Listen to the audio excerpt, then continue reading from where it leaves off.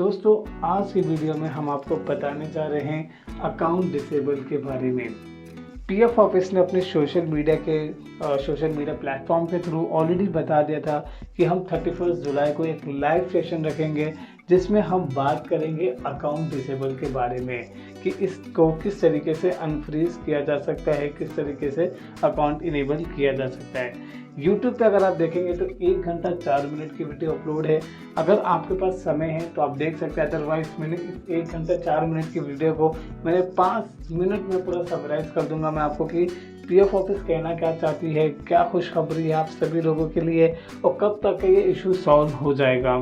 मैं आपको कोई आधा घंटा नहीं लेने वाला हूँ इस वीडियो को बड़ा वीडियो बना के 5 मिनट में आपको मैं एक्सप्लेन कर। तो चलिए अभी शुरू करते हैं। सबसे पहले ये समझ लीजिए कि कितने लोगों का अकाउंट जो है डिसेबल हुआ है।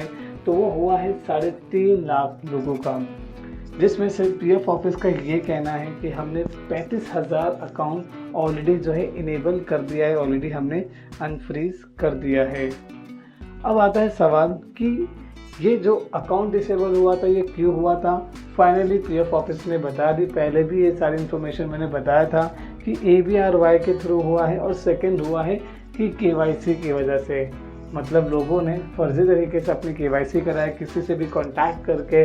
जैसे मोस्टली ये चंडीगढ़, झारखंड जैसे लोग ओके जिनके पास एक्सेस था, इन्होंने जो है गलत तरीके से मतलब पीएफ अकाउंट क्रिएट करे और उसमें जाके KYC अप्रूव करे। पीएफ ऑफिस की नज़र में आ चुका था और उसके बाद ही रातों रात ही सभी का जो है अकाउंट डिसेबल हो गया ओके, क्योंकि पीएफ ऑफिस समझ गई थी ये केस को। अब आता है कि सवाल कि ये जो मेन सवाल है कि अब ये अकाउंट इनेबल होगा कैसे, क्या मुझे पीएफ ऑफिस ही जाना पड़ेगा। अगर आप बहुत से वीडियो देखेंगे तो इसके अंदर यही बताया जा रहा है, लेकिन इसको बहुत क्लैरिटी से आप समझिए। देखें, पीएफ ऑफिस ने ऑलरेडी जो है ऑलमोस्ट जैसे 15-20 दिन पहले ही जो है इन्होंने ग्रेवियंस में यानी EPF IGMS में एक ऑप्शन लेकर आ गए थे, अनब्लॉक ओके UN करके, ब्लॉक UN ऐसा करके आया था ओके।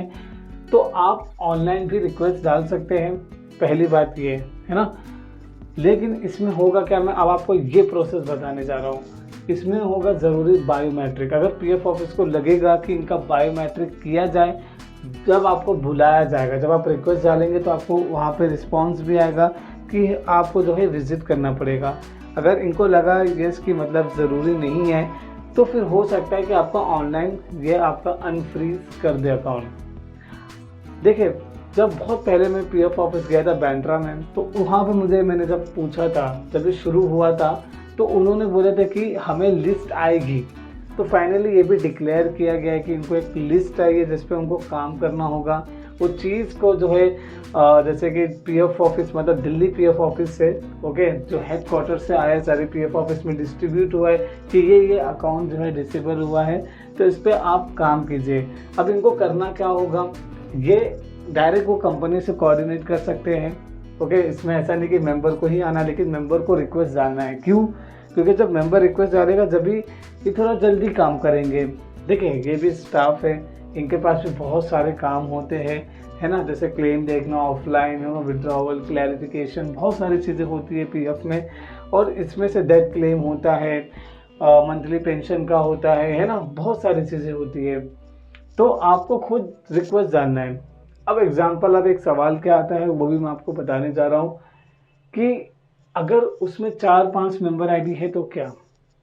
देखिए, पीएफ ऑफिस है ना, जब आपका डिटेल चेक करती है, जब पीएफ ऑफिस कहती है कि हम आपकी डिटेल चेक कर रहे हैं ओके सारी चीज़ों को, तो वो आपकी सारी चीज़ें देखती है। मतलब आपका कंट्रीब्यूशन कि उसमें पैसा आया भी है कि नहीं आया है ना, सारी चीज़ें चेक की जाती है कि आपकी सब डिटेल्स देखने के बाद, वेरीफाई करने के बाद अगर लगा ठीक है ओके, मतलब देखिए इसमें सिर्फ KYC की बात की जा रही है। मोस्टली जितना पीएफ ऑफिस बात करे वो KYC पे बात करी है। ABRY का तो बहुत ही कम चांस है, हो भी सकता है, हो सकता है कि इसमें कंपनी जो है पीएफ ऑफिस को एक क्लैरिफिकेशन दे, एक अपॉलॉजी लेटर दे कि हमने क्यों गलती किया, हमने क्यों इस बेनिफिट का लाभ उठाए, जबकि हम मतलब हमारे लिए नहीं था, है ना, फेक तरीके से किया गया ताकि एम्प्लॉयर शेयर भी जो पीएफ ऑफिस पैसा जमा करें, है ना। तो बहुत सारी चीज़ें हैं गाइस, ओके, जो कि मेरे को आपको बताना है, लेकिन इतना सफिशिएंट है। आपको क्या करना है, आपका काम क्या है, अब मैं आपको बताने जा रहा हूँ। ईपीएफ आईजीएमएस में आपको ग्रेवियंस डालना है, ओके। अगर आपको लग रहा है कि सबसे पहले हाँ ये कंपनी से मैंने करवाया था गलत तरीके से, एग्जाम्पल आपने एक्स वाई जेड कंपनी से आपने रिक्वेस्ट डाले थे, वहाँ से पेंडिंग था, वो कंपनी नहीं कर रही थी, और उसी समय आपने मतलब या तो उन्होंने जो फेक पर्सन है उन्होंने एक नया पीएफ अकाउंट बनाया होगा उसने, तो उस मेंबर आईडी को चूज करके आप ग्रीवेंस डाल दीजिए, है ना। अगर आप जा सकते हैं, देखिए पहले आपको एरर आता था अकाउंट इज डिसेबल, बट अगर आप अब जब लॉगिन करने जाते हैं तो वहाँ आता है कि आपको पीएफ ऑफिस विजिट करना होगा, तो मतलब आप समझ रहे हैं, बहुत क्लैरिटी से कहा गया है। ऑनलाइन चांसेस की मैं ये कहूँ कि बहुत कम है,